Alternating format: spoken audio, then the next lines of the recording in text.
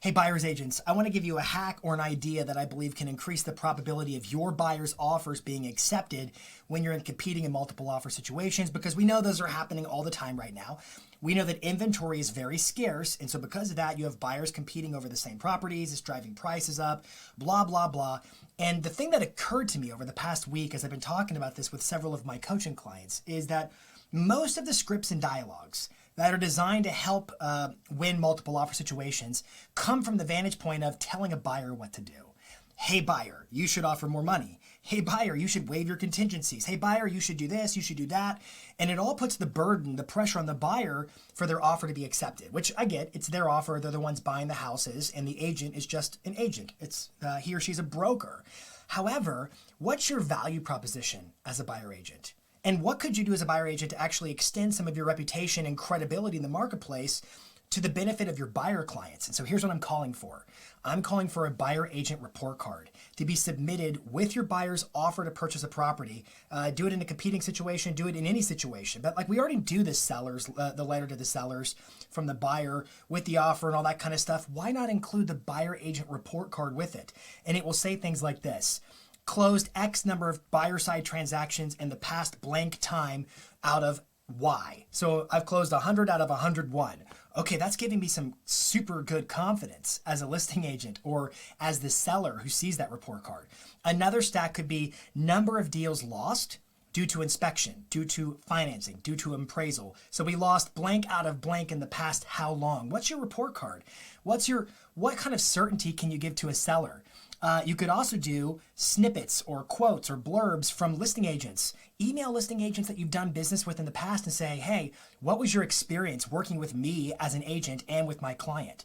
And get some testimonials, or say, hey, listing agent, let's just pretend you see an offer come through from one of my buyers in a transaction. Immediately, what do you think as the listing agent? And they're going to say things like amazing communication, high quality buyers, always pre-qualified, blah, blah, blah. And we're going to put that in the report card, because what we're going to try to do is create a sense of confidence for the seller.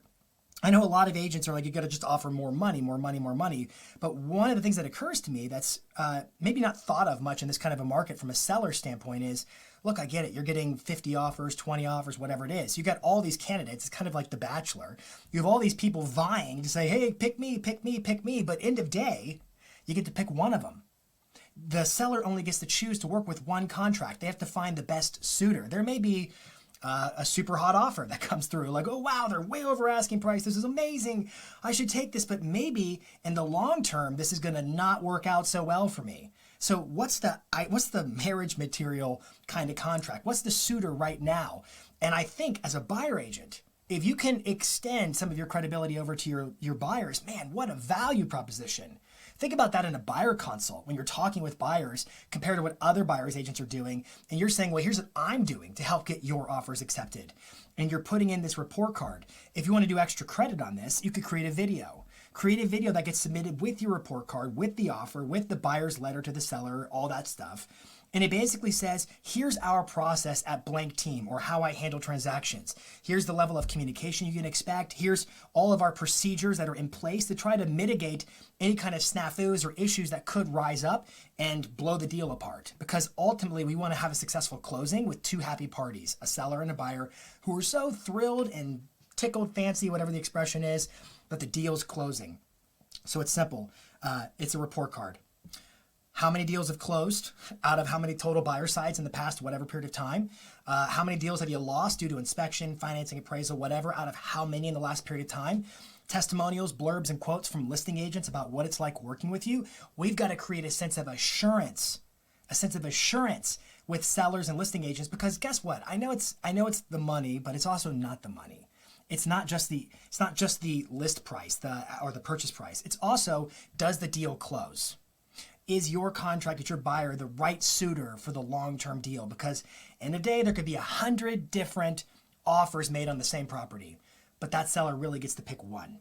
And how can you lobby your buyer as the appropriate one to pick? All right, I hope this idea spurs up some good stuff. I'm imagining donut charts and pie charts and graphs and infographics. I would love for you to send me your examples as you all do this and give me some feedback on how it works, how it helps. My goal is to help get people moving forward in their businesses. So leave a comment if you have other ideas. What else could go on the report card? Share, tag somebody, and have a great day, everybody. Thanks.